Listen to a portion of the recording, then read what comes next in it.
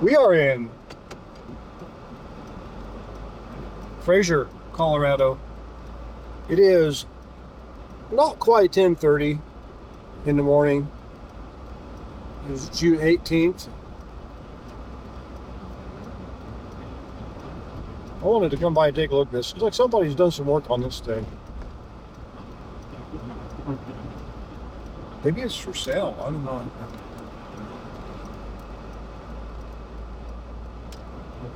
Not entirely sure what's going on with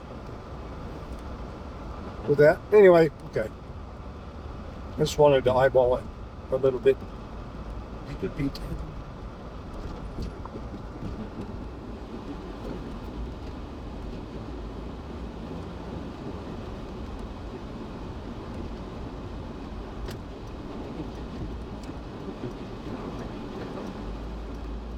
This is becoming a really, really nice day. I can't even say why, other than I guess it's really a cold morning. It's cold everywhere up here. We've been down in around freezing or below freezing probably in some of these areas. It was freezing in Craig, or right down in that area.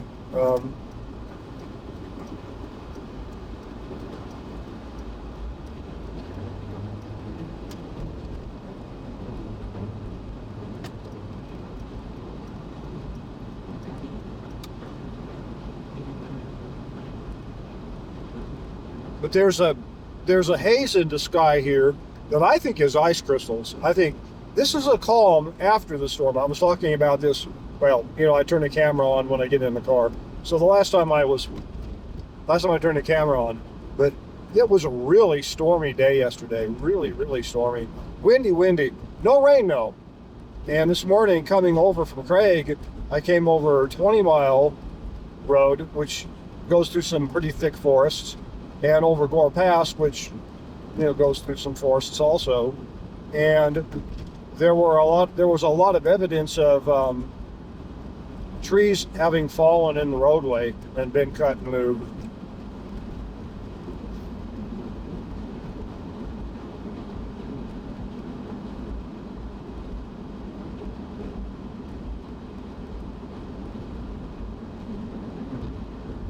So anyway,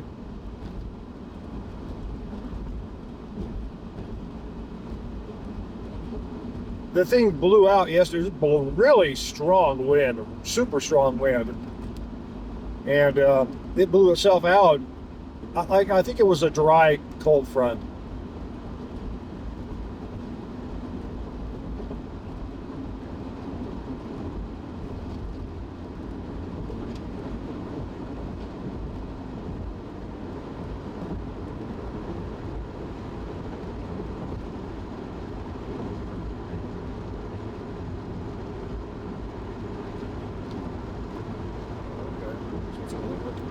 Let's do that.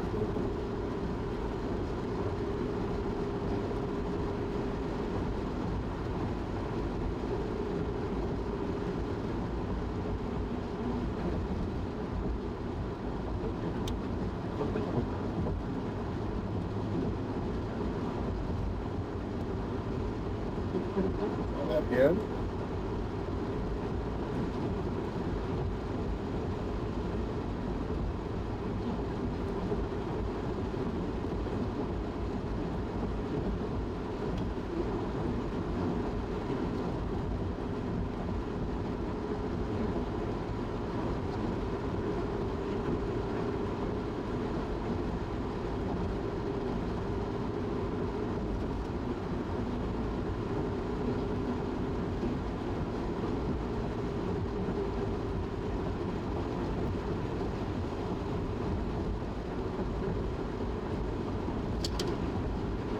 Looks like the traffic is getting held up somewhere.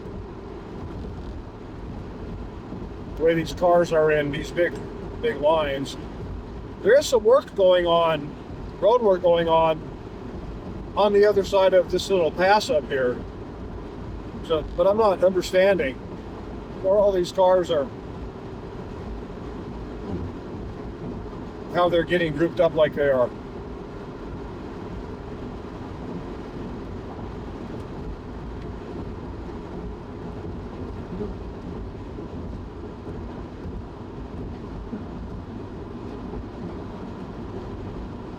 We're about 8,500 feet around here, in case you're wondering. It's probably in the 40s right now. It's chilly. Even in Craig, where it was, well, I don't know, it was kind of like this too. A little cloudier. It's supposed to only get to 70 today. So definitely some kind of front came through. Because typically this time of year we're in the 80s or 90s. And you know, occasionally the hundreds.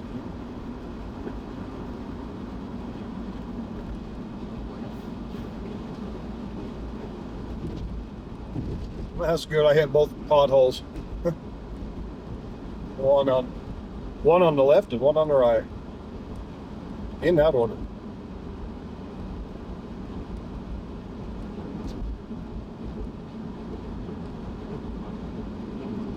There are some nice backways around here that I appreciate taking. One of them's kind of complicated to find. I'd like to go on it to find some, looking for some logs.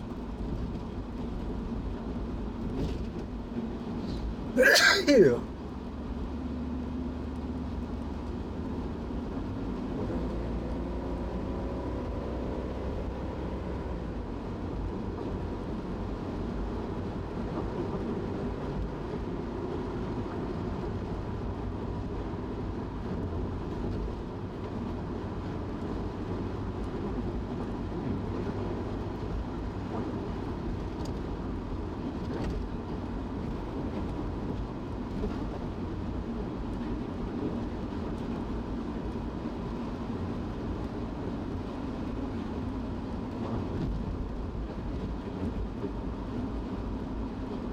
Just a really, the feel of today is really nice. Just keeps getting nicer. I hope this isn't our last day on Earth, but if it is, it's really pretty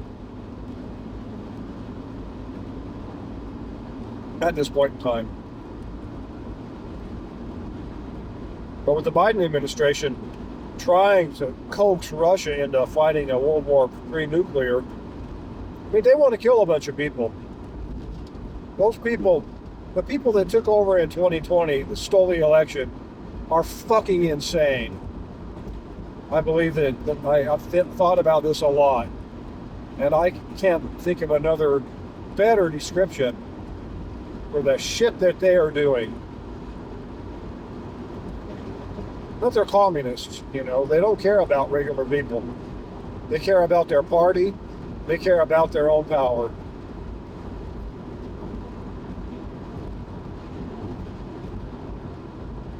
And actually, I think that if there's such a thing as Satan, Satan has talked them into hating humanity and talked them into believing that they're not even part of humanity.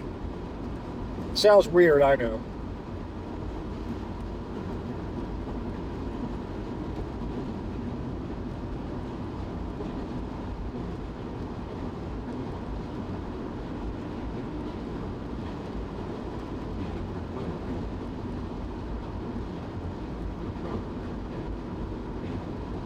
But have you noticed that the white woke people are calling the white unwoke people racists?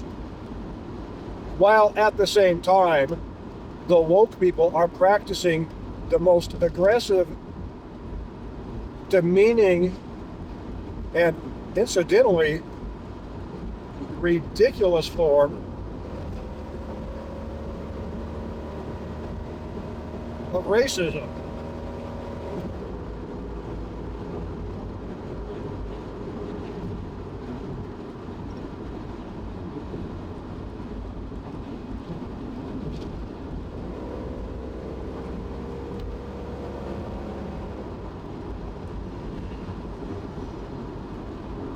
Kind of crazy. In a way, that kind of makes my theory, because the wokies, you know, they are practicing the most intense, repressive, severe form of racism that we've seen in a long, long time, since the 30s and the early 40s. In another country. that also disrupted the world terribly. These people are that bad. Yet they claim, well, then we're the racists, so they hate us. We, the conservatives, who are of every color, every race, every sex, right? Color and race, I guess sometimes it means something, sometimes it doesn't. Whatever. You know what I mean. So people that can ignore their own, I mean, if they are in such agreement that racism is systemic, then how can they not be racists?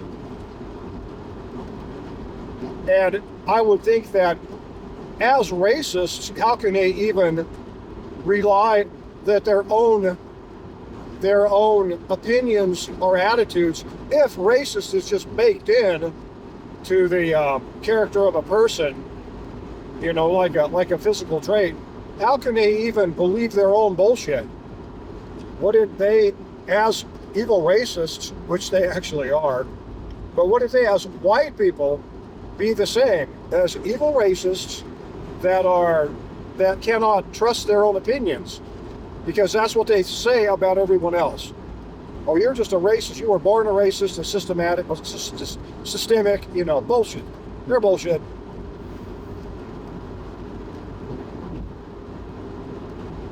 And the communists are similar in the sense that the communists hate humanity. They hate everyone. They hate us right now because we're their current enemy. And we are their enemy. Especially us white Western males. We are their biggest enemy. We're their biggest threat. For some reason, the women are less aware of the dangers that the communists, you know, that's strange. Like the women, the Democratic Party is mainly ran by women, but they're not normal women. They're the psychotic, hateful people.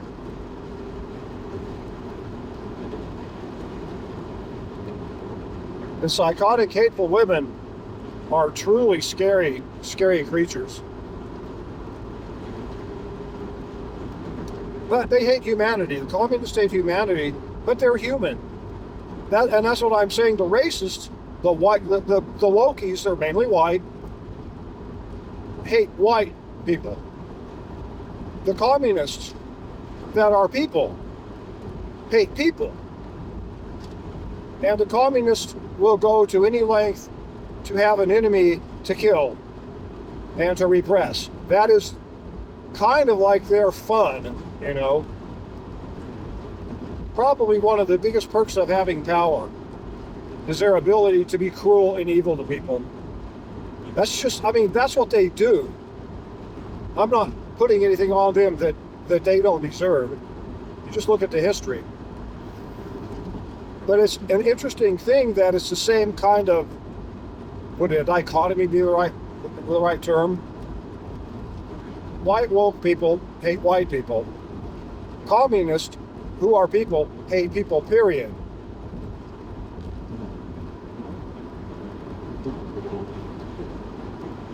So, anyway. What's that worth? I really don't know.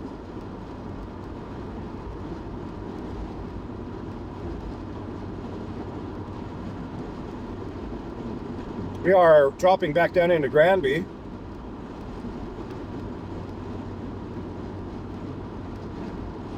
Well, I should say we are dropping down. We're coming off of the hill we just got over. It slopes all the way down into Granby, where the Colorado River runs through town, or near town anyway.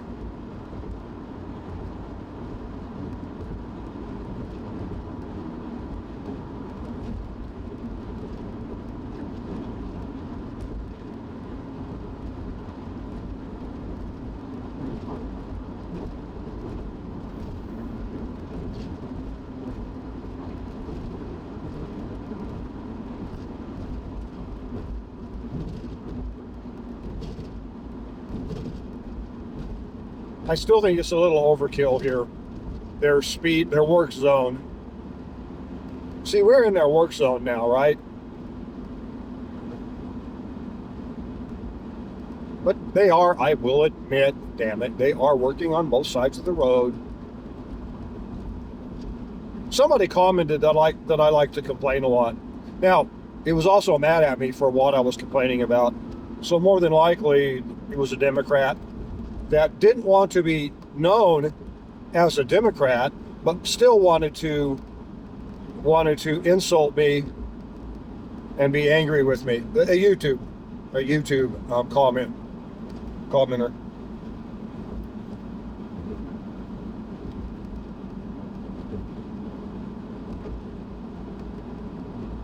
I don't take those very seriously. They're kind of funny anymore. And with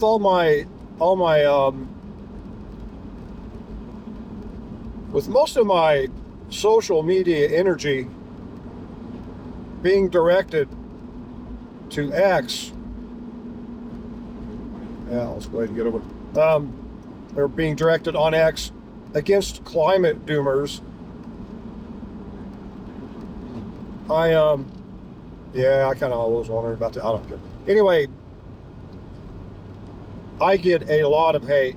I'm asking for it, though. I know that I'm going to get it, and I do get it. I get called all kinds of stuff. I mean, this is funny. To me, it's really funny. You know that when you're arguing with a doomer, and I try to keep it, well, I am quite honest in my opinion about how ridiculous I think doomers are. I try not to insult them any more than necessary, understanding that just saying that what they believe is a bunch of bullshit is an insult to them. It is. I mean, it would be. Screwdriver. I'm going to pick it up. Screwdriver on the road. I try not to insult them, and well, what happens is they lose patience, they lose the argument, and then they start calling me bad names, and they start making, shitty remarks and stuff. And it's at that time I know I've won the argument. So it's kind of, in a way, it's kind of a badge of honor when they finally do that.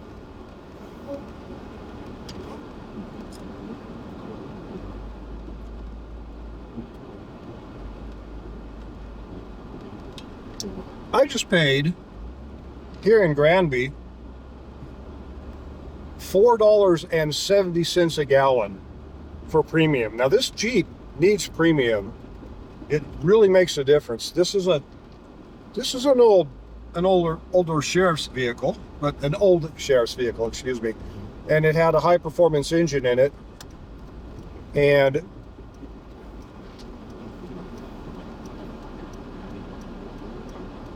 at the time,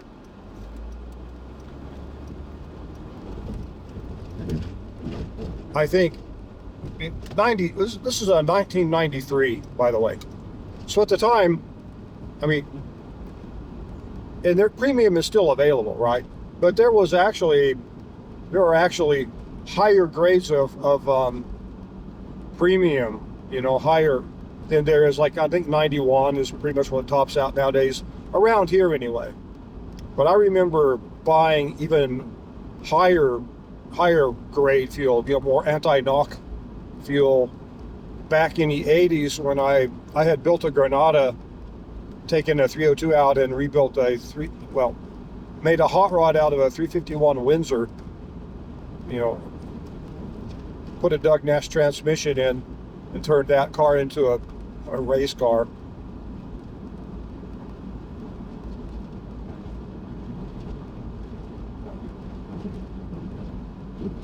It was an enjoyable car. It was a lot of fun. It was kind of a pretty car too.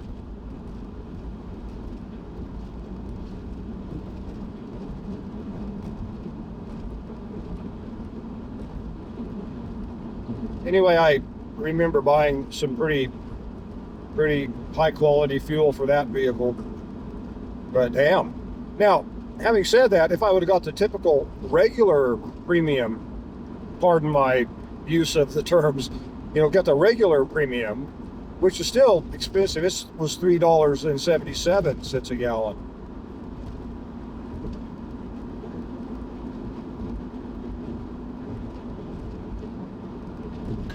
I think I want to go north. I think I want to,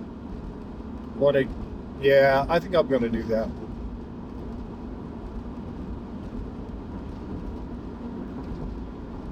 Well, I have to make my decision really quickly.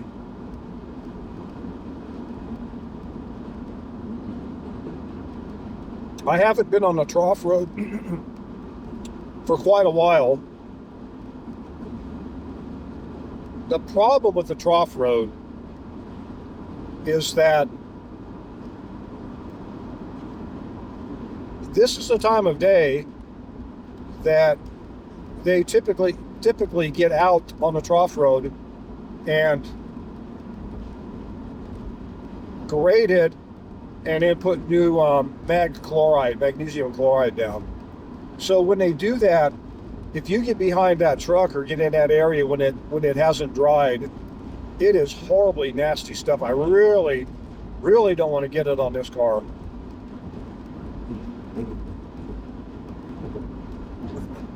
And I'm kind of curious what Willow Creek Pass looks like. I mean, we're getting into summer now. Everything is really pretty. And I might want to stop at Denver Creek just for a second and see what that area looks like. It's a place where there's an old placer mine. Directly ahead of us is a valley that kind of shoots off to the right, a little bit to the right. That is the valley that we're going to go up. Yeah, that's what we're going to do.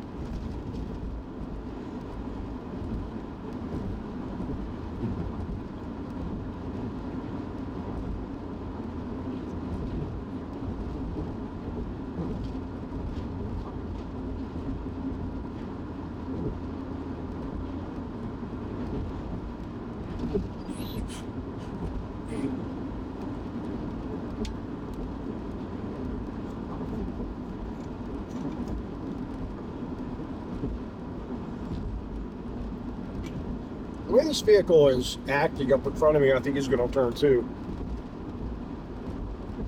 We'll see. I'm going to turn.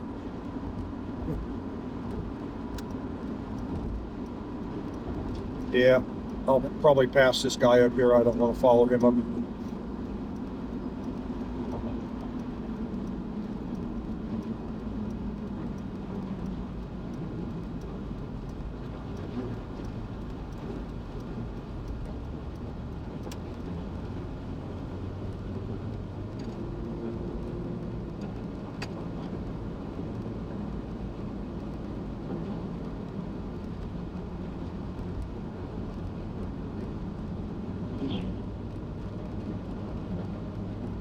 Kind of funny how people are. This guy knows he's slower, and he could have pulled over and let me go back down there, but he chose not to.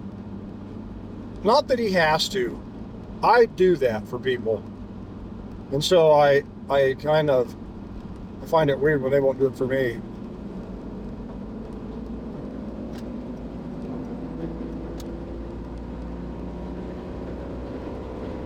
Don't understand you people.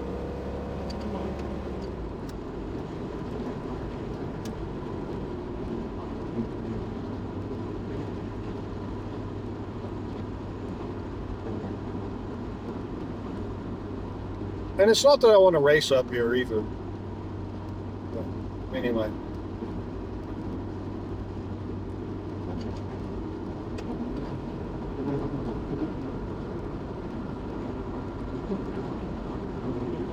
There were some pretty vicious fires up here a couple years ago. Ripped through this canyon.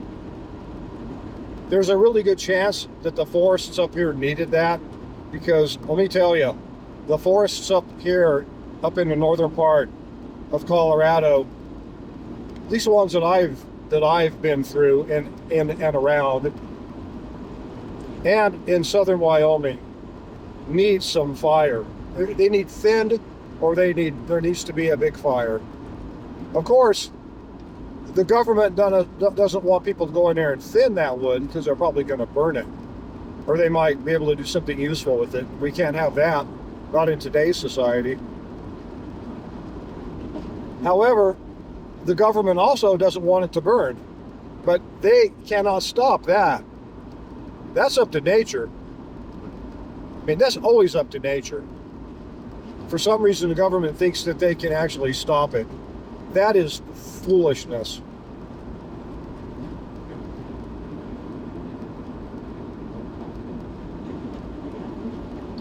It's almost as foolish as the people that really believe that human activity has broken the climate. And they go on about how hot it is, how this is the hottest day in 1,000 years, 10,000 years, hottest year in 10,000 years. Let me tell you, we're not seeing that around here. We're seeing the opposite of that. Typical for a doomer, though, to push this bullshit. The only reason, by the way, they're pushing it is because it's summer and the temperatures are warming up. They understand the psychology of it. They're not trying to convert people like me or people like Chris Martz, WX. Chris Martz, a 21-year-old kid who is he's a smart dude.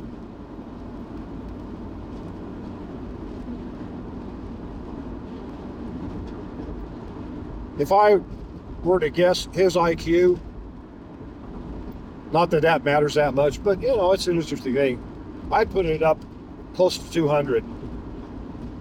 You know, maybe the 190s. I think he's a smart dude. And a well-rounded dude. Anyway, he's a kid studying weather, and he gets on X, and climate doomers that are ignorant enough or arrogant enough to tangle with him get their ass handed to them in pieces. It's in a bag. When he's done with their ass, it's coming back liquefied. You know, he's gonna tear them a new ass. I you know, trying to make silly similes here, but anyway, whatever. There are a few people that I really like on X that are people that are standing up and pushing back on a climate bullshit. Whether it comes from the government, the bureaucracies, the media, or the climate doomers, it's all the same lie. It is a lie. Of course, you know, they are quite proactive in coming out and calling us deniers. We're denying their bullshit, though. So in a sense, they're right. But really, the hottest year ever, what a gigantic turd.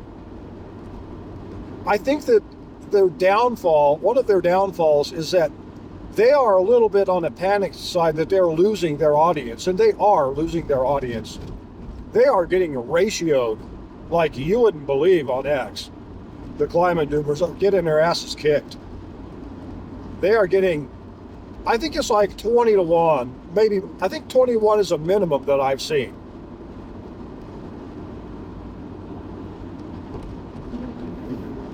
For a climate doomer, acceptance, right?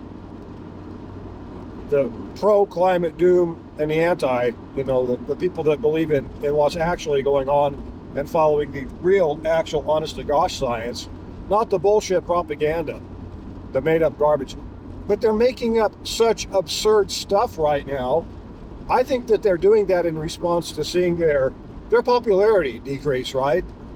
And I think that they're doing the exact opposite of what they should be doing. Not that I'm trying to give them advice, but coming up with even more crazy, ridiculous, and patently false claims, easily unprovable patently false claims is not the way to seal the deal with an incredulous audience, with an incredulous community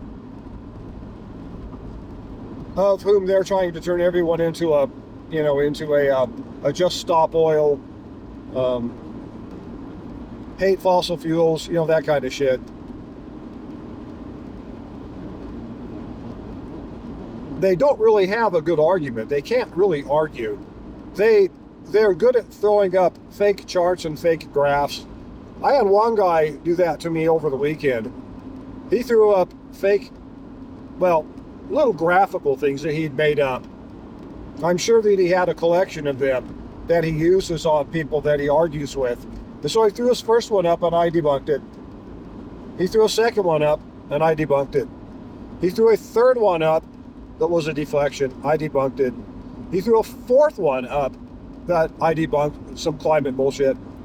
He threw his fifth and final one up, which I debunked, and then he said, fuck you, you asshole. And he started cussing me because he'd lost the battle, and he knew he'd lost the battle.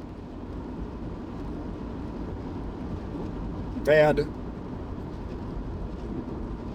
when they lose it. They lose it. And they let the expletives ring out loud and clear. It's really funny. It's quite humorous. You have to get past the point of being bothered by being called bad names and being put on lists and being threatened and all that kind of shit. But yeah, I don't care about that.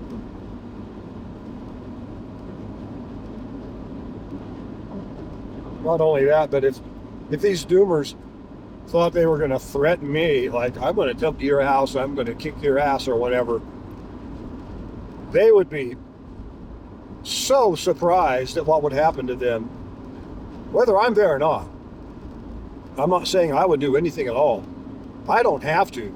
My neighborhood is a quite well policed neighborhood. Let me leave it at that. So I'm not too concerned with anyone that wants to come up with a bunch of bullshit. I am thinking about stopping up here pretty shortly. I want to go look at, I know I'm changing subjects pretty quickly, but I do want to take a quick look at Denver Creek. I want to see how much water is in it right now. Just in preparation for maybe coming back later. There's some interesting placers. I found them last year. Well, they're in plain sight, if you know what you're looking for.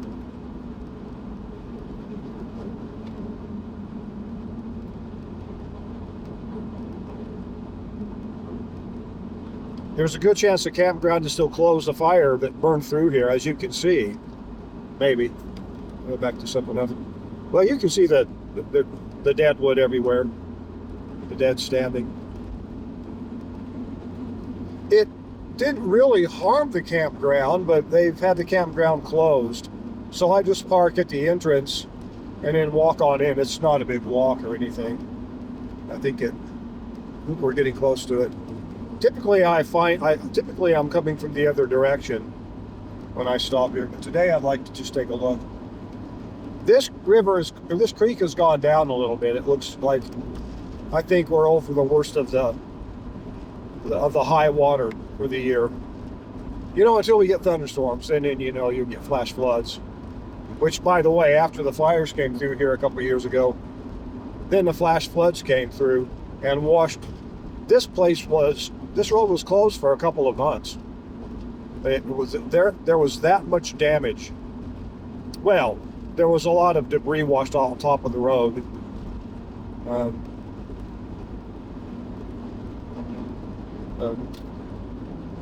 There's still a lot of evidence of the flooding. It was quite a deal up here. But really, in the scheme of things, just normal, typical weather, Go check that out, a cloud front over there on Ball Park. Well, it looks like a cloud front. It might just be a cloud. Maybe I'm being a little dramatic. It's a cloud front. A front of clouds. Fronting the cloud. Front of cloud front. I may have missed my turnoff. Well, I may not have.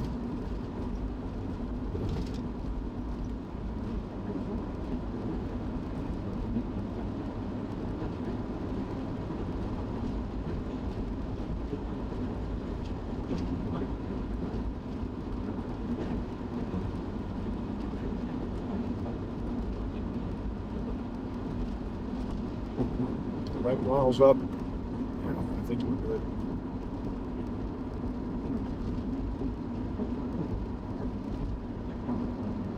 I could have missed it though. Oh well, if I miss it, no big deal. I'll be here again. I may have missed it. I thought it was down by that bridge. Neat little waterfall. That runs pretty much all year long too. You may not have seen it. It was over to the right.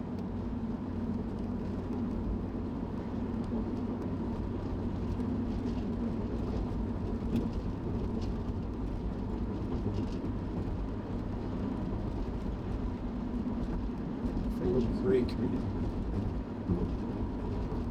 It might be right here.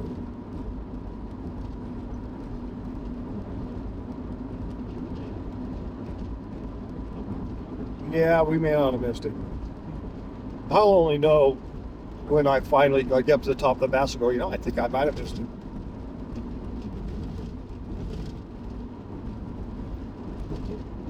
I suppose for this video, it doesn't make one bit of difference other than it's something that I'm overly obsessing about.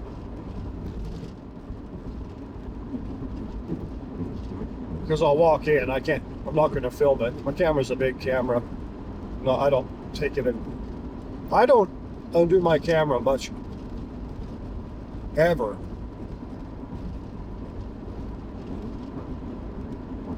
Oh, I think we're there. That looks like a, yeah. There it is. Cool.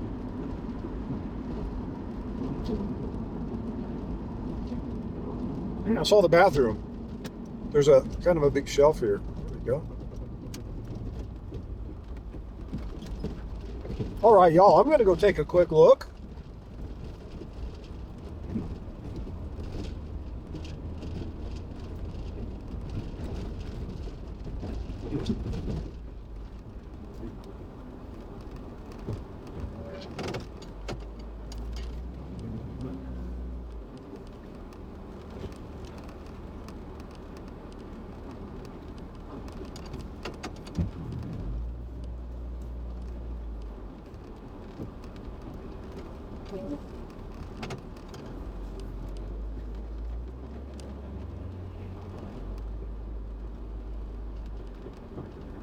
Here's a big rock there. And here's where I want to park. Get off the road enough that I don't get in any kind of trouble. There we go, that looks good. All right, y'all, I'll be back. All righty. Took a, probably not even 10 minutes. Just a quick hike up to look at the creek. It's come down good, considerably. And it makes sense. These aren't the really high mountains up here. These are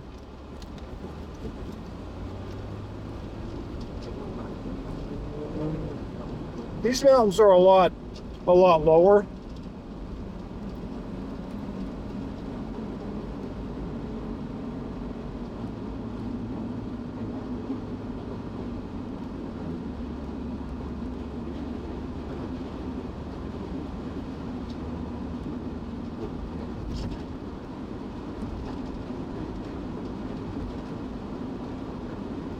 They're still substantial. I mean, you know, but they're not real high altitude mountains.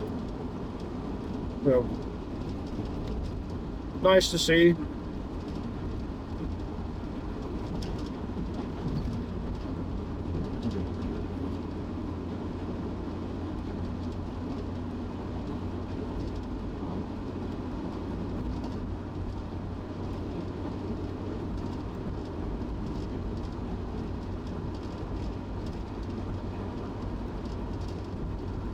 There's a lot of creek bank that has been exposed, and some certainly good placer areas.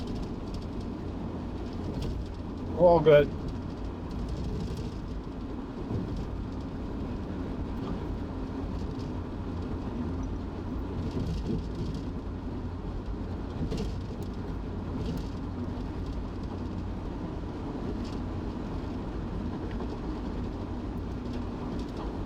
Really, the neatest things up there were the columbines and the little wildflowers. I'm not sure what. Some little flowers low to the ground, white and purple. Little guys, but bunches of them. Kind of like big. They sort of look like patches of snow, you know, this time of year. Well, very nice.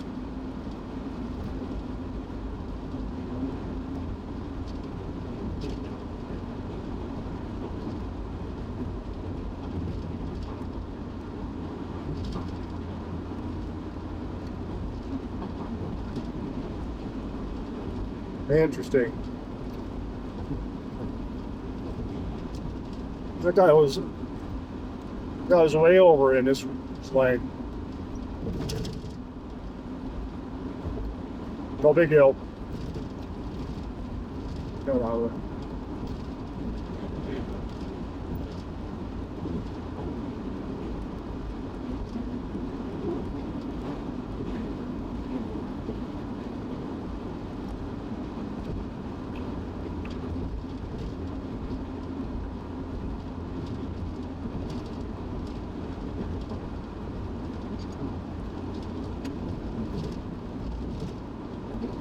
I am assuming that there's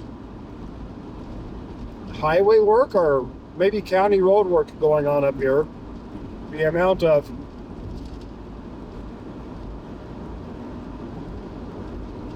of trucks that have gone up and down this road makes me think about, now there is a road that takes off up here to the right. It's like a pretty, I think it's a big campground there. I've never been up in that area, but it looks reasonably well developed, and there's always people. There are always people up there.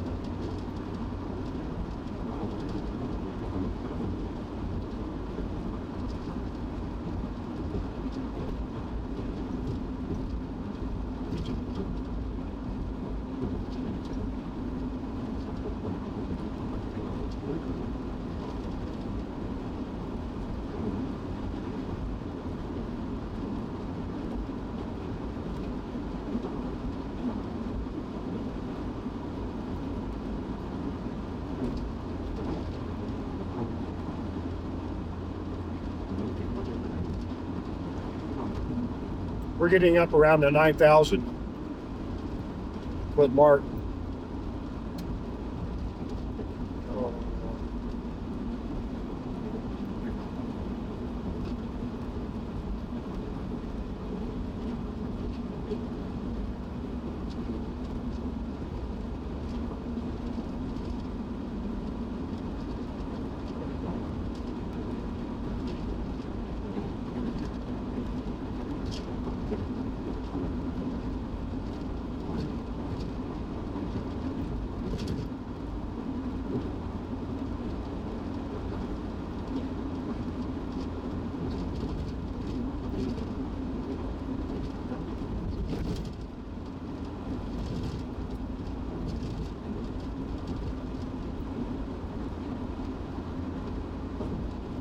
There's some interesting spots, like over there, where there was a big wash. I mean, for somebody that likes to look at rocks,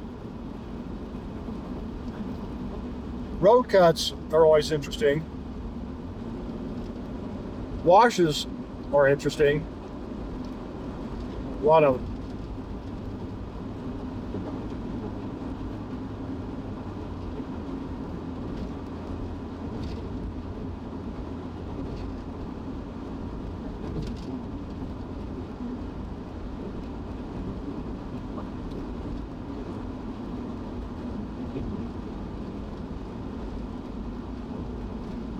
So what my friends are going to do for me here.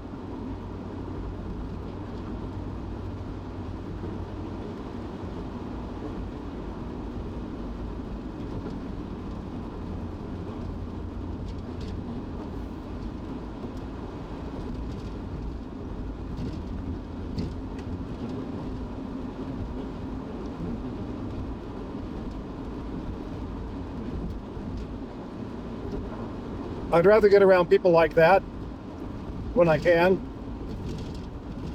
I'm not sure why that was a double yellow, because I could see perfectly.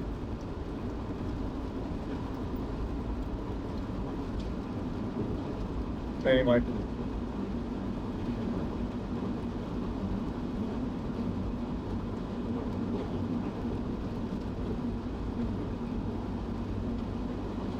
I have a feeling that the trucks are turning off. Either right up here or in, I think they're going down a county road. Because I can't think of any area on the roadway itself that needs fill like that. I mean, you know, like road base or something. However, the county roads up here, especially this time of year, could have issues, you know, need dealt with. But there's a campground up here, like I said. I don't think we passed it. Here I am now, doing that again. Like, I think it's up here, but did I pass it? I don't think I passed it. I could have passed it. Maybe I did pass it. Well, it's no big deal if I passed it. I'll come back to it someday. We'll see it again. But if I did I pass it? Did I not? Yeah, see, I do that a lot.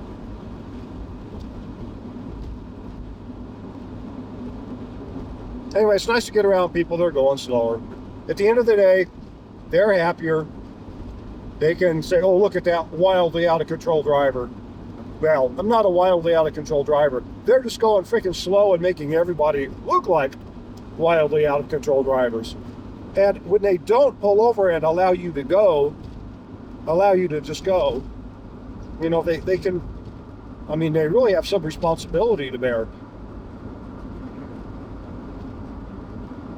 Now, having said that, up here, it's kind of a narrow road. There's really not a lot of places to turn off.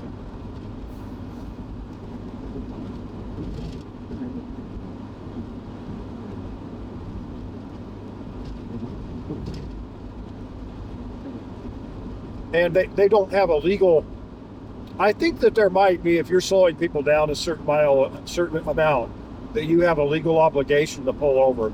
I believe that is a law.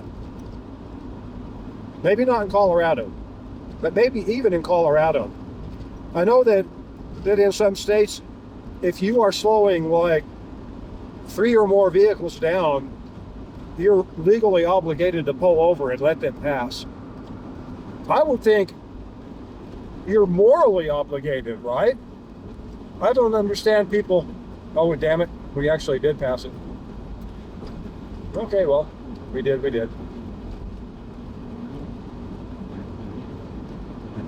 9,700 feet, 9,767. is what I got up here. 9,600 or 9,767.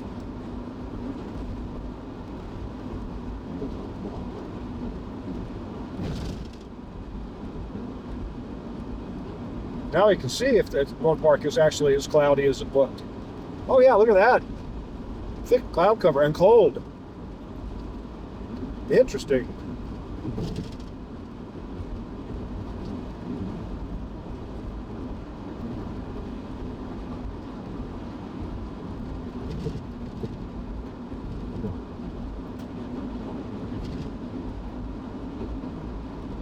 So if I were to actually really truly follow the climate hoax theory of the world, I would say I haven't seen this hardly even ever.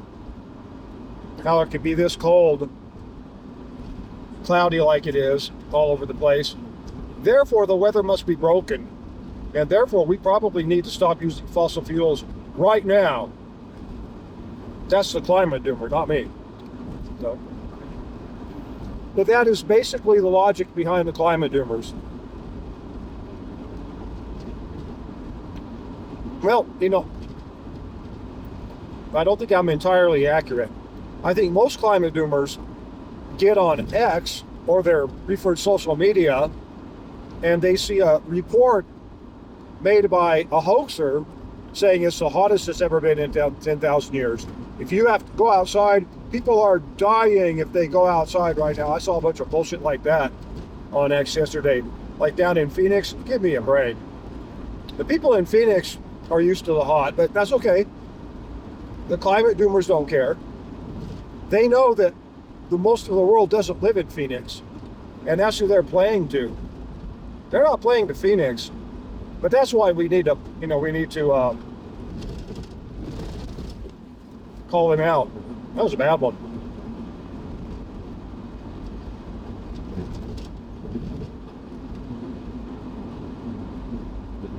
They understand that the people in Phoenix know better, but they also know that their useful idiots don't know better by and large, or won't try to find out. They'll just agree with them. So they'll parrot that. Oh yeah, Phoenix is bad. People are dying, dropping like flies in Phoenix. If you're 65 or older, that was the thing that was going around yesterday, seemed like, over this weekend. So, old folks really, really have to watch out. Climate change will kill you. It will strike you down, man.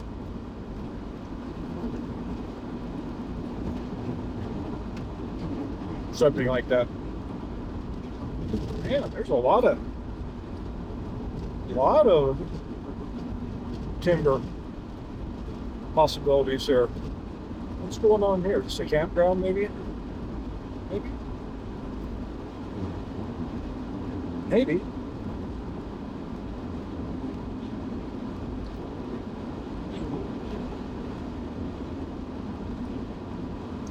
I'd like to find some old growth, something that maybe was cut, a century ago, and it's just not a big piece of wood, but with the dimensions that I require, what I'm looking for. I think I'm going to have to actually spend a day or two this year hunting the kind of wood I'm looking for. I think looking for spruce, and I don't mind taking a trunk, but the grain needs to be straight as possible, with not many branches creating knots and things in it. And it needs to be a certain width and a certain height, So anyway, I am happy to look at some of the land around here, but there's probably millions of pieces of wood that would do, but I've never really, this will be the first time that I've looked for this, and so I want to kind of go forewarned and with as much education under my belt as possible, so that I can hopefully go do it in one shot and come back with a few pieces of wood that might work for what I want to do. Anyway,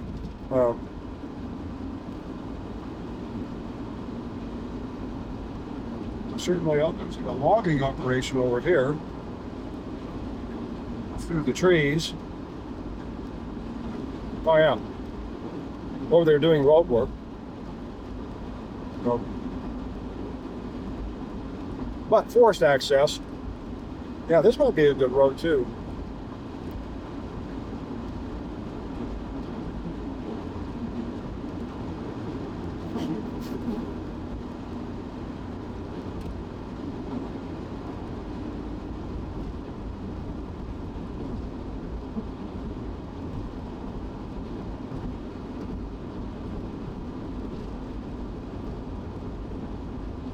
Over to our right is Rocky Mountain National Park. Big lakes, Grand Lake. What's that? Some camping implement.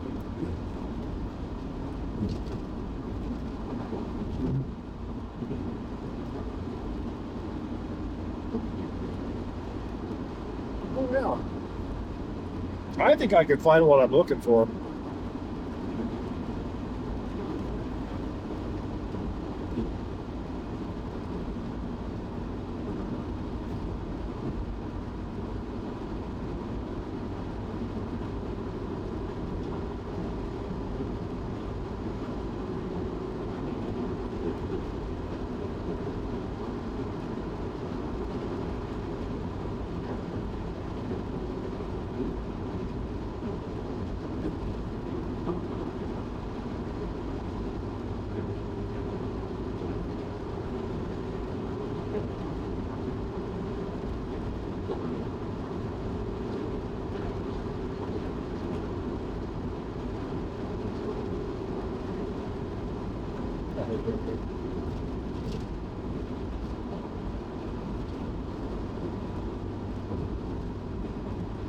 Come on.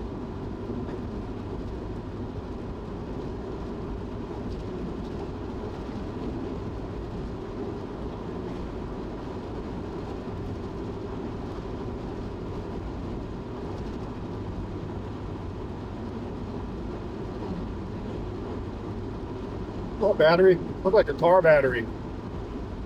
You know, if I had a container that would contain any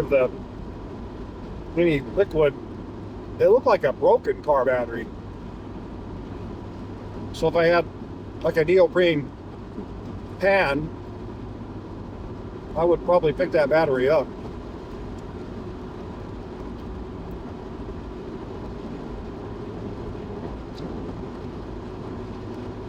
But I do not have a way to bring it safely back to town.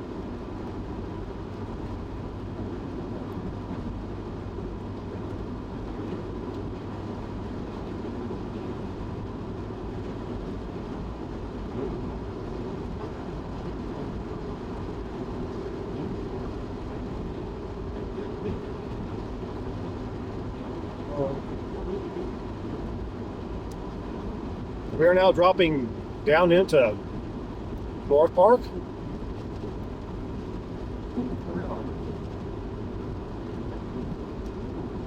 I think the issue I'm going to have looking for this old wood is finding a large enough piece that isn't cracked. But I do need a completely intact, large enough, you know.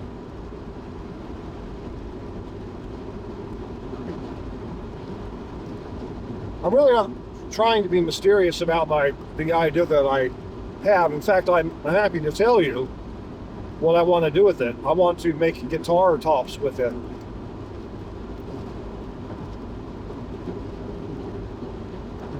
And we have some perfectly acceptable wood in Colorado for that purpose. Not only that, I believe that I can harvest some out of things that have already been felled, you know, trees that have already been felled, either through a fire or, you know, cut clear it out, whatever. Neat little house down there. That was the cabin. I know it was the cabin. We are now in Rand, by the way. Okay, I made it to Rand, Colorado.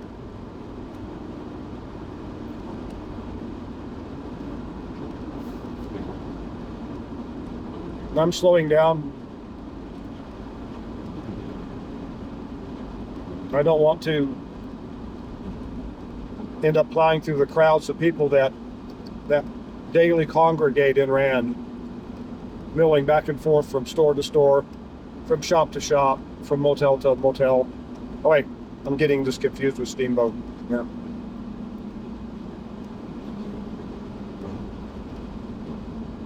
Well, still taking my time. Wow, it's cold, y'all. It is about noon, 11:45. It isn't even, it's probably in the low to mid 50s right now. So,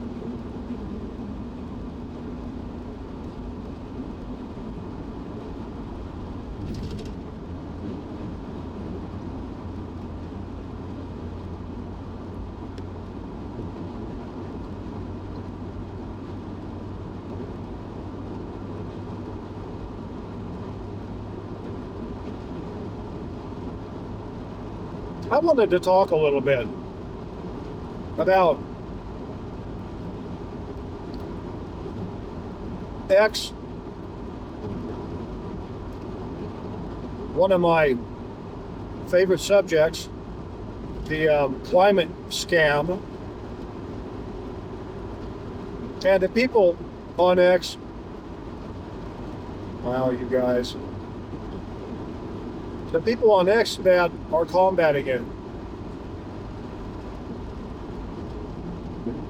There are a lot of people that are combating it, but there are some heavyweights out there that most of the rest of us congregate around. You know, listen, read their posts, comment, like, you know, things like that. We follow these people. I'm probably, well, not really in any sort of order, but Tony Heller, he's probably the most influential person who is spending a huge amount of his own personal time digging up actual weather data, posting it online so that people can understand just how many lies, how much lying is going on in the climate hoax that has been foisted upon us. Wow, that dude made it. I'm so glad. I don't want to hit any of these critters. I found, though, if you swerve, they don't know where you're going. These guys are actually pretty good at knowing how to get out of the way. I still hate going through it because they, you know, one wrong move and they're dead. That's just horrible. Or injured, you know, it's terrible.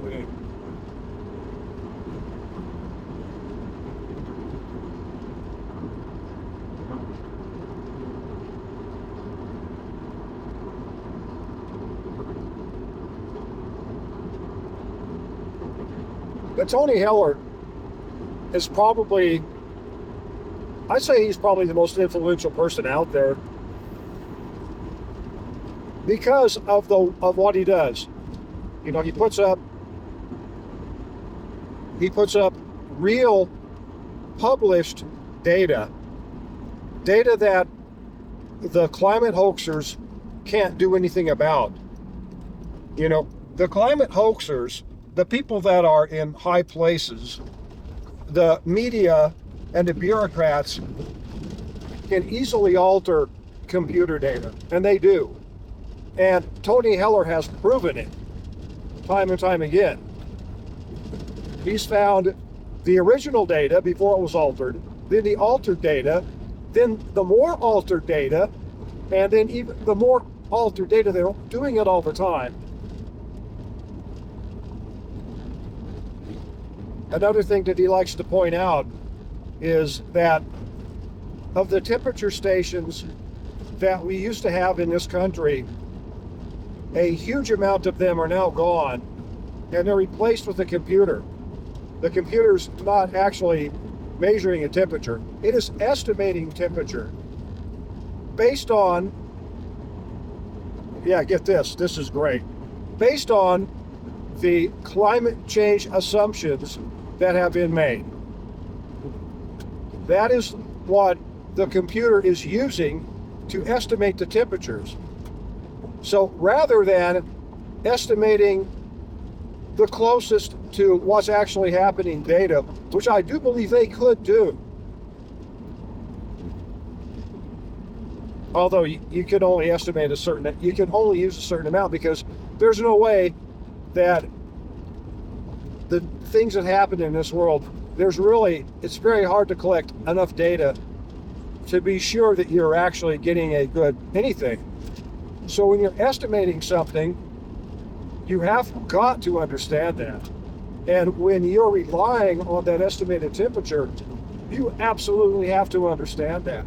But the hoaxers don't even tell you that the estimated temperature is exactly that, estimated. Because it fits their purpose to have you think it's the truth, when it's not.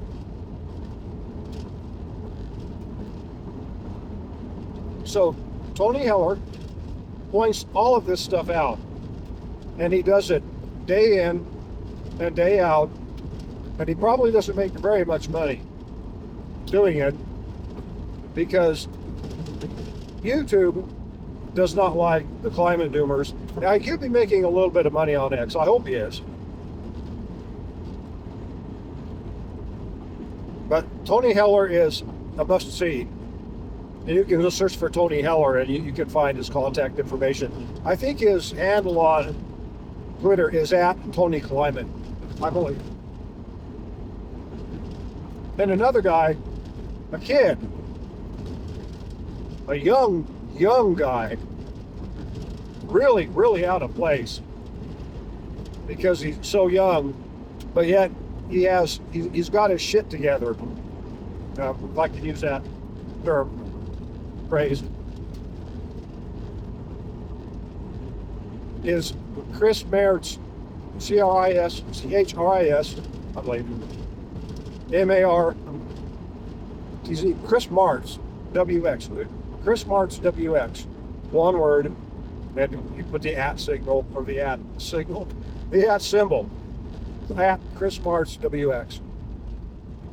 That guy is studying for a degree. I don't know if he's got his bachelor's yet, but he may have. I don't know. He is a super smart kid, and he is a thorough science guy. And when a climate hoaxer posts some bullshit on X, and Chris responds, that climate hoaxer is done. The climate hoaxer cannot win the argument. So typically, and when Chris counters a claim, he puts a lot of information out. I mean, he doesn't mess around, because he has it.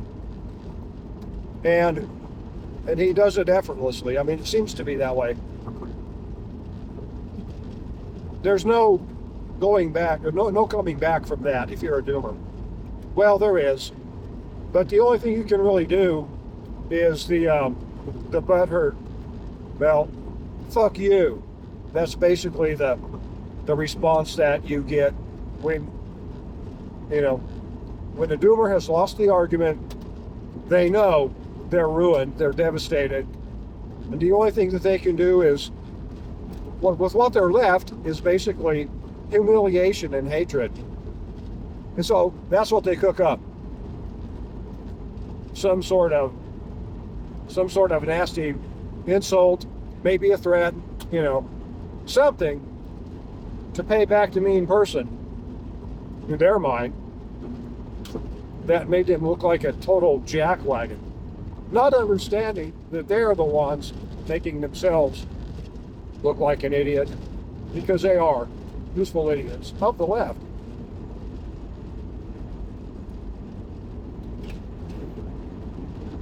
But Chris Martz is a numbers guy, a scientific guy, and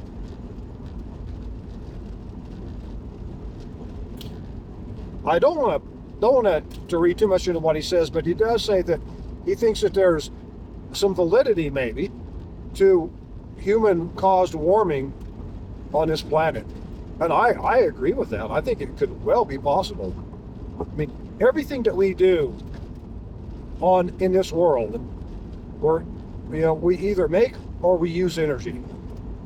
And if you look at things that way, if you could calculate everything down to the thousandth of a BTU, which would be a pretty precise measurement, we could certainly look and see how we have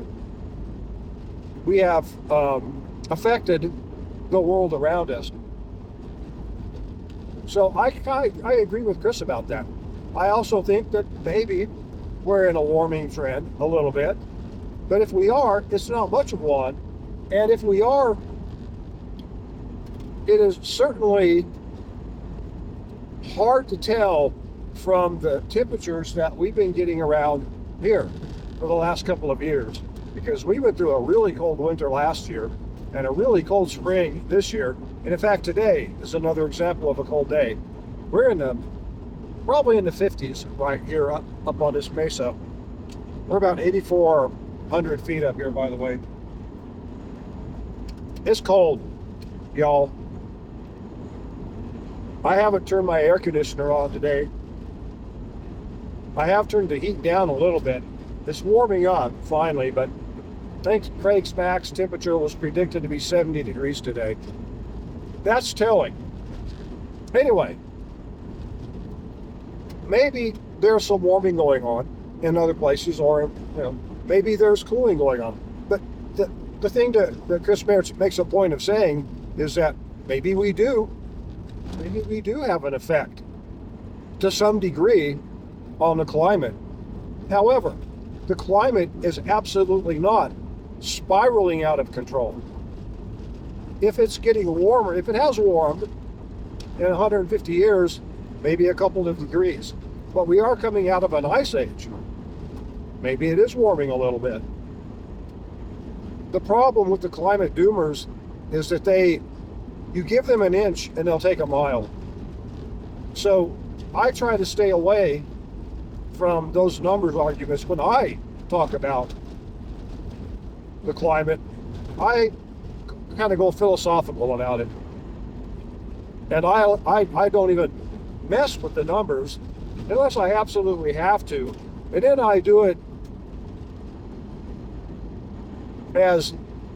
I keep it as limited as possible, because I don't have the numbers in front of me. I have seen the numbers, I have seen the real data, but I don't keep that in my head. I keep the philosophy in my head, and that's kind of where I like to argue from. And I don't really need to argue numbers. I have other things going on in my life. Chris Martz, he lives that. He's going to school for that. That's his love, his avocation. Or if it's not his love, it's his career choice. So,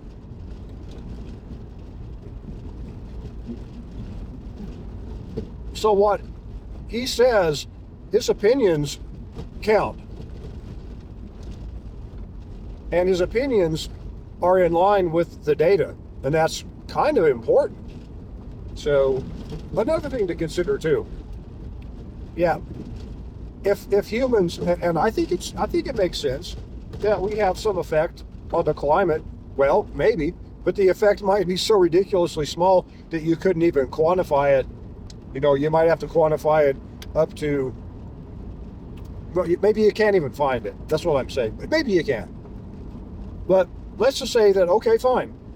Let's just assume that you could probably at some point find, if we could actually get enough data, verifiable data, of all the things that go on in this world that either use energy or create energy, be it anything, something reflecting the sun up, a fire here or there, a person cutting the weeds somewhere, whatever it might be. Imagine billions or trillions or probably even more. Things like that going on every day that affect the energy balance in this world. If you could get enough of that together, I don't think you could ever do that. Not with the computing power we have right now, anyway. If we could ever do that, though, I think that it would also be, once you've come up with a result, saying, okay, well, it looks like people have added, you know, or dropped, you know, this amount of temperature from the 100-year average or something like that. Then I think it would be also important to go back and say, well, what if we didn't use fossil fuels? Let's look at that measurement. If we could make the measurement, you know, with enough detail, maybe we could also make that measurement. Okay, look at that. And then let's do it again. Let's make another measurement. Maybe we never even used fire. Maybe we never even moved into the northern climates. Maybe we just stayed naked and stayed down in the tropics. Because I don't know if you've noticed, but us human beings are designed in such a way that we absolutely have to have external energy to live. Even if you're in the tropics, there are times you're still going to need fire for cooking, for water purification. I don't pick whatever it is that you decide you. So even if civilization had decided we're never going to cut trees down or burn anything, I guess they could. Where would we be? I would want to see all those alternatives and then line them up with the use of fossil fuels, the health of society, the benefits, you know, the positives and the negatives that have come from each path that we've taken, before making a sweeping proclamation that one way was way better than the other. Because that's what the climate doomers are doing. And another thing the climate doomers are doing that I think Chris March and everyone should take into consideration is that we are also part of nature. We are not foreigners here. We are not aliens from another planet. We come from this planet. The dirt that I'm kicking up right now was people at one time, and the dirt that I'm kicking up right now will probably be people some other time, maybe sooner than later. The reason that I want to point that out is because the climate doomers, the hoaxers, try to make us feel like we're intruders on this earth, and we're not. We are as much part of the natural process of this earth as are thunderstorms, floods, snow, heat, geological forces. We are that connected to this earth. A lot of people forget that. So when people say man-made global warming, in my opinion, I find that a little bit bullshit, because we are part of nature. The things that we do out of necessity to live. We don't do them just for the hell of it. And anything that we make from nature. It comes from the earth, and it goes back to the earth just like we do. So we are no more separated from this earth than is the weather, than is the climate. So when people try to make the argument that we are interlopers destroying this earth for the true inhabitants, right? That's what they're actually trying to make you believe. That is a big ball of bullshit. It doesn't necessarily have to be a ball. It could be a mound. It could be a flat, wide, like mesa of bullshit. But it's a big bunch of bullshit. That's an important distinction that I don't hear anyone talking about. I'm probably going to have to push that a little bit.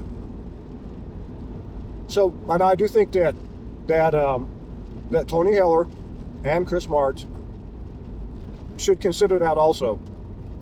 But when we're all talking about weather,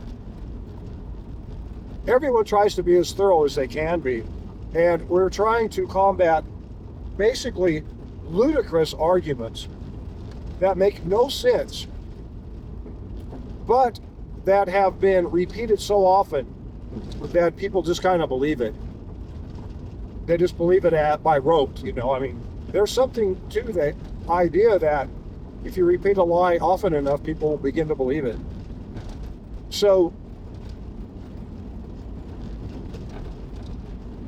when I say I'd like to see them talk about this aspect of humanity, I mean, we're part of nature also. It might be that their plate is full, just coming up with a simple enough collection of logic and reasoning that might get through to people that are undecided, but that probably won't get through to people that are already decided. But that could happen.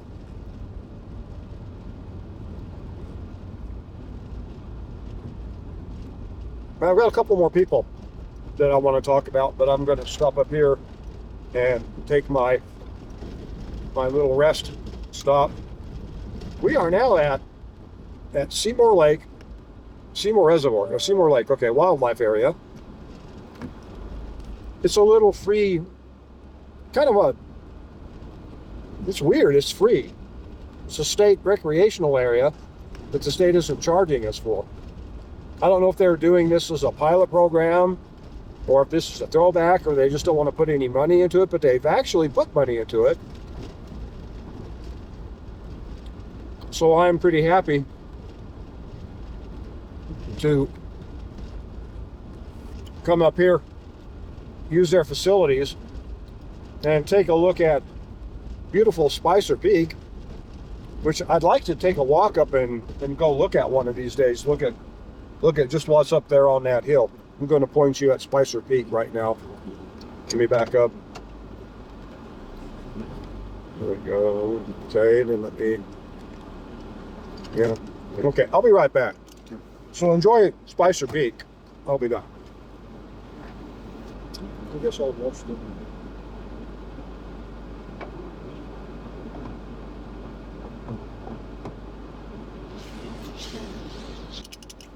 Going to swing around now and kind of get a vista of the remainder of the Elk Mountains that we can see from here, or the Rabbit Ears range, excuse me. And we'll get out of here. Now, I was here yesterday, a little bit later. I was here, I think, about 2:30. It was a much longer drive. I was probably 100 more miles.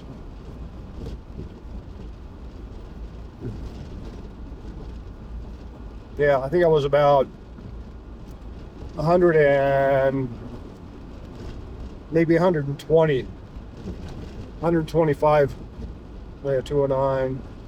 I have 209 miles so far today. So about 340, maybe. 330.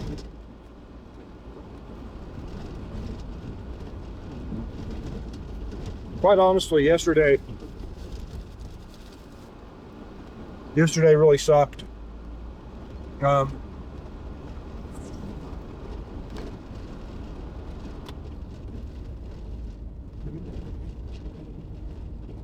was really glad to get home, be done yesterday. I got a star, bad star in my windshield yesterday. So bad that I tried to make it a point to get home quickly enough to get the star taken care of by the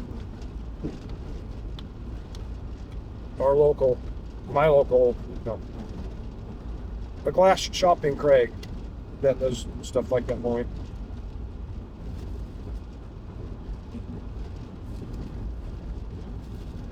And that was one thing that worked out well yesterday for me.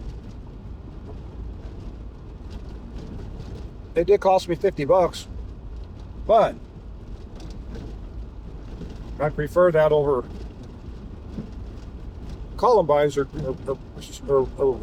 in bloom right now, really pretty. And we're up about 8,400 feet now, so we're still really high altitude. Pretty much all day we've been up in the high altitude.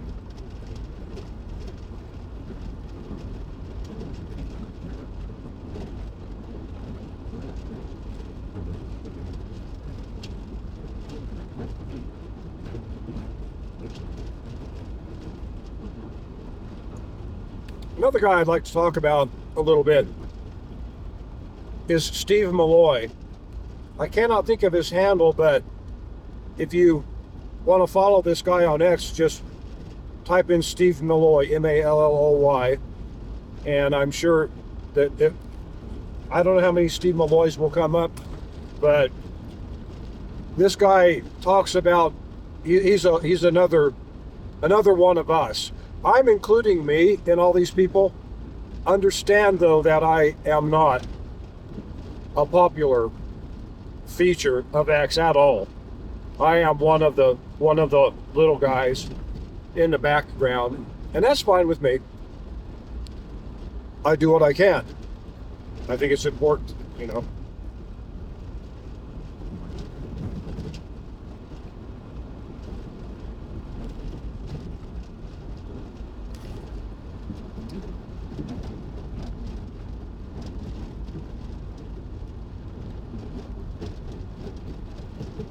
Oh yeah, speaking of having to fix my windshield, I got hit. I was in my tracker. I had a rock chip. This was last year. That rock hit within 1/4 of an inch of the edge of that piece of glass. Typically on a modern car, there's actually even in this car, there's a bit of a black mask around the outside of the windshield, and that's probably so you can put adhesive on it, whatever, and you don't have to look at that nasty stuff, but it gives you a nice clean line. Well, so I got hit where that mask was. You couldn't see it from inside the car, but you could see it outside.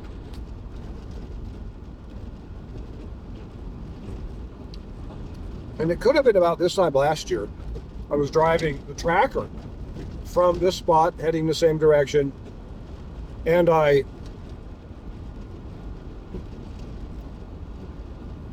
hit that cattle guard going way too fast, and it was really, really rough there. It was extremely rough. And when I hit that cattle guard, that little spot, that little star right on the edge of my windshield broke and went right in front of my vision. I had to replace my windshield because of that little bastard.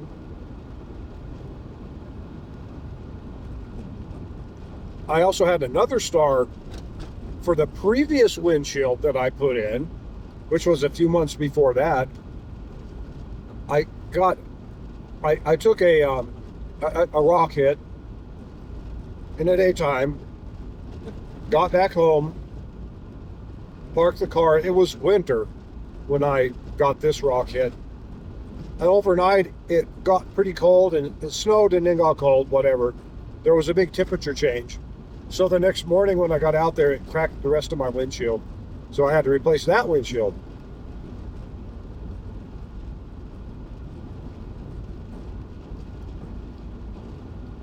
Anyway, I was lucky that I was able to fix the chip yesterday, get it fixed yesterday, because I knew I'd be driving this car down rough roads and, you know, whatever. And that was a bad chip. That chip, that was going to tear my windshield up. There was no doubt in my mind about that. Well, it was a multi-pointed star. There were, my windshield could have broken in any of several directions, or all of those directions, you know.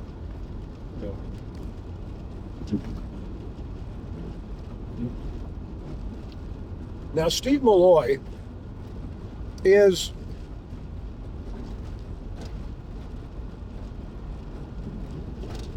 weather is not his first profession. For that matter, Tony Heller, that's really not his first profession either. However, Tony Heller, I mean, he does this full time. And you probably, if this becomes a video and you're watching this video, you probably already know who Tony Heller is, but he does it all the time. So I think he probably has a pretty nice income from the jobs he's done in the past, and he just goes and enjoys life, you know. And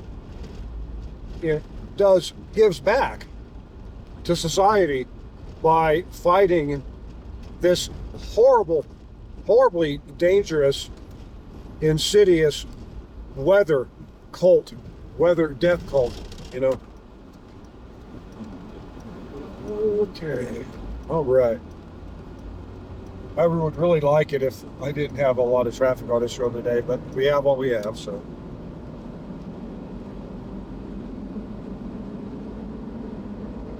We are back on Highway 14.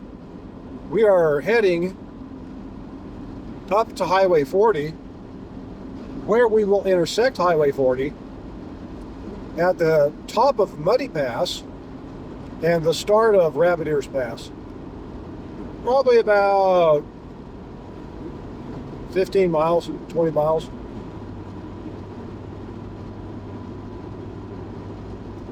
So Steve Malloy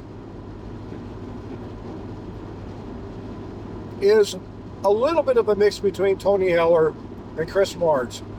He brings the argument by posting graphs, and he gets into the math a lot more than I do.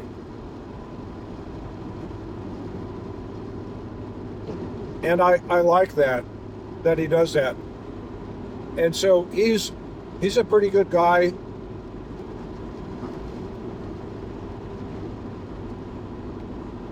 If you're looking for a reasonable voice amongst the insanity of the climate doomer folks, you know.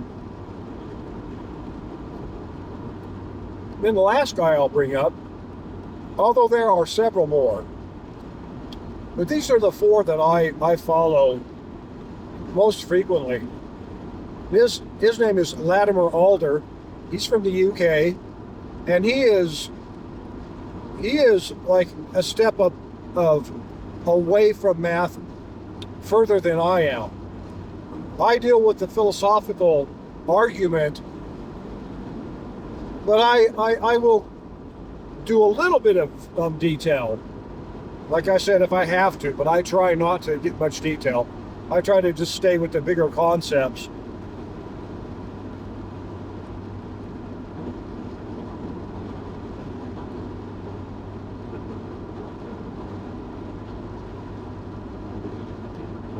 Because I don't have the data at hand, I don't want to find the data at hand, and I don't need to because other people are doing it anyway. So, it just doesn't make sense for everyone to be doing the same thing. So Latimer Alder looks at it in a philosophical way also, a little bit different than me, because his opinion, I mean, if I were to put him in a nutshell, I would say, expressing him in a sentence or two, he would say, maybe climate change does exist. Maybe it does. But let's look at what we can see today, and are we better off or are we worse off, And that's how he approaches things. It's kind of nice. I like his point of view. And I like to see what he has got to say, and all the rest of the guys that I follow. And the other people too. There are other people out there. But those are the four that right now have kind of caught my attention.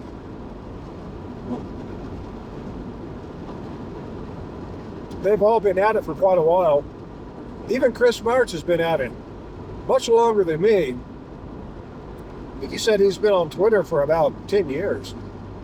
So, I mean, I think he's 21. Maybe he's older than that. But if he's 21, well, he started at a pretty young age. But I don't know for sure about that. But anyway, all of those people combined make a really good scientific and philosophical case.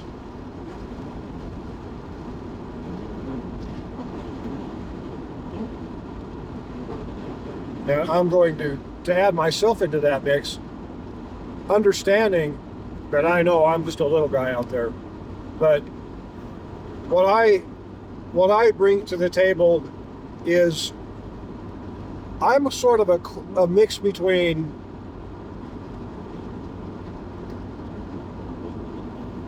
Steve Malloy and Latimer Alder, because I'm less with the details than Steve Malloy, but I'm a little bit more with the details than Latimer Alder. But I'm also more philosophically aligned with Latimer Alder. But what I do differently is I don't buy the premise of global warming to begin with. Like I said, I think that there could certainly be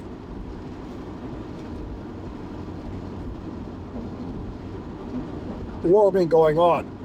Now, I mean, it could be, maybe there is.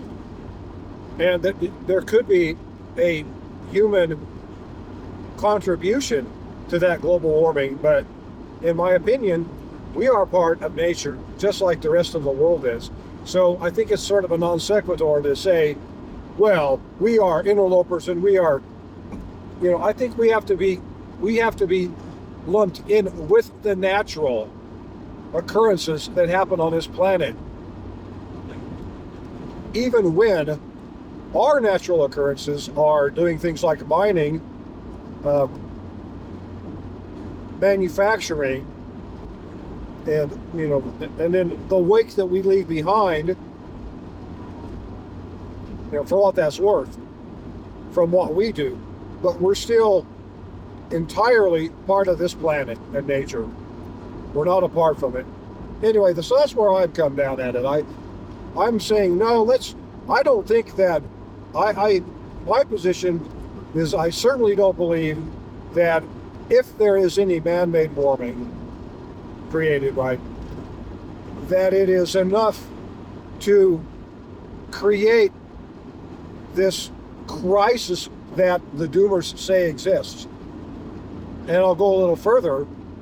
I absolutely don't agree with, and neither does anyone, actually, even Latimer Alder does not agree that there's this looming climate crisis. No one agrees with that. No one in science, or very few people in actual real science, agree with that.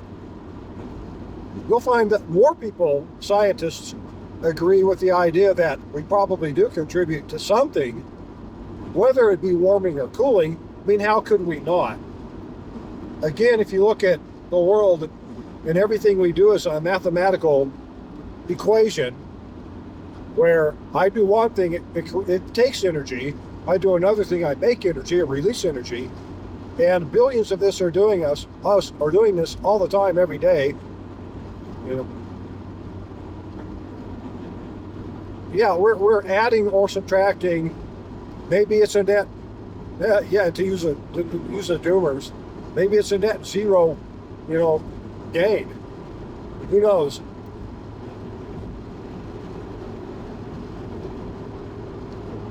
We all agree that the climate panic, the wringing your hands about the hottest ever is bullshit.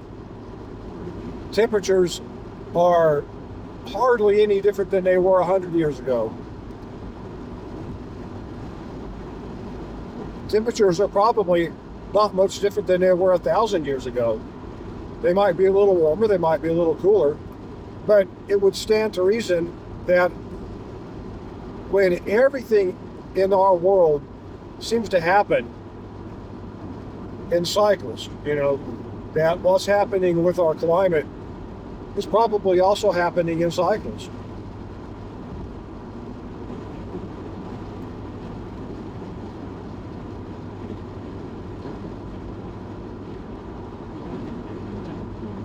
Anyway, I just kind of wanted to run through that a little bit.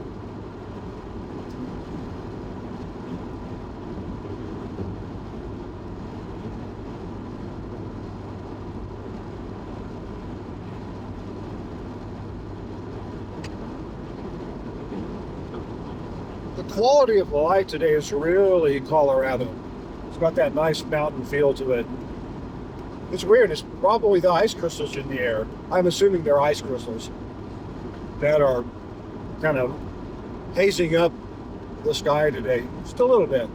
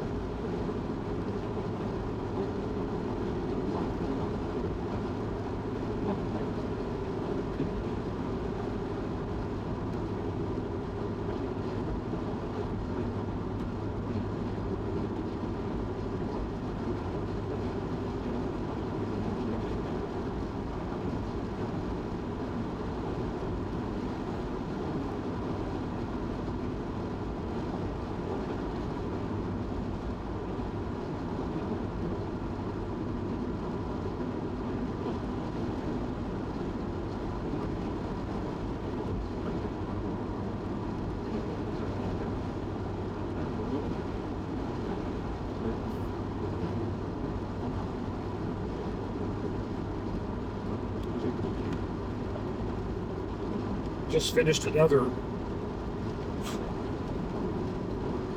16 ounces of cream.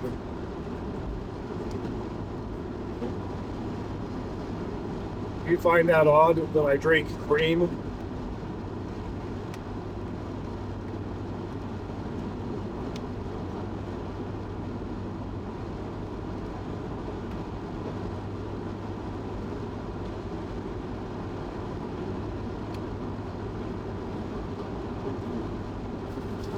I am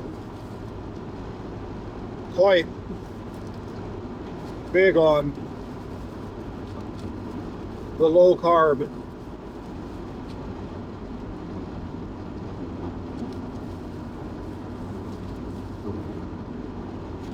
And there you go.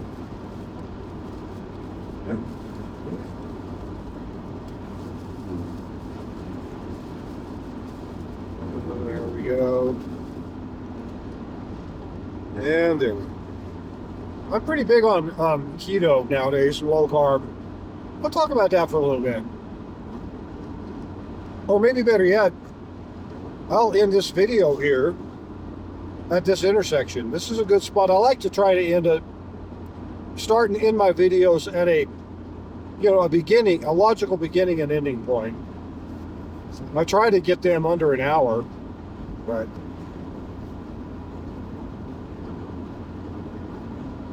so anyway, here we are. This is the end of Highway 14 and the beginning of Highway 40.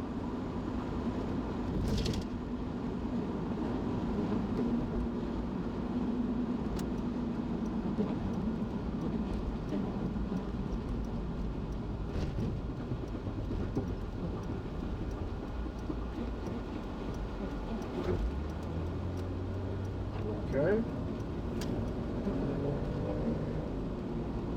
So what does Rabbit Ears have for us today? Never know.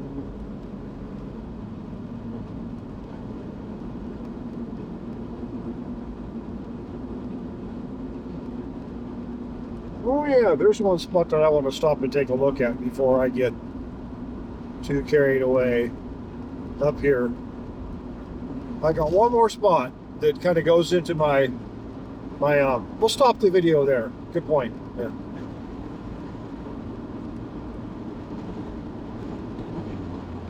Look at that. If you can read that sign, the sign said wildfire season is coming. I think it said be careful of the fire or whatever. You know, the typical don't start a fire, campaign this time of the year. I don't disagree with that, but our forests need fire from time to time. This forest isn't that bad. This forest is pretty healthy, but what we just went through is not quite as healthy, and the stuff north of Walden is really not healthy at all. Very overgrown, choked out. There's just so much going on there that it's like the trees can't breathe in that forest. You can't even get through it. It's really quite a nasty thing.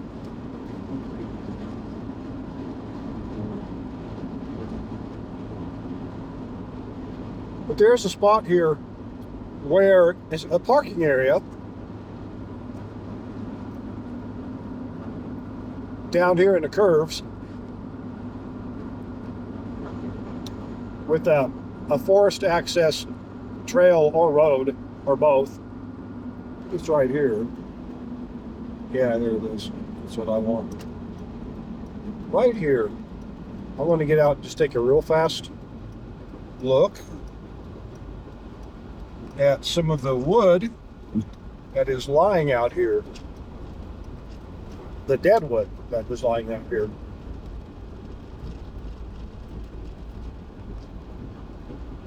So you can see these are some big trees up here. Some really, I think that they would work well. And I think that there are spruce and pine up here. Anyway, I'm gonna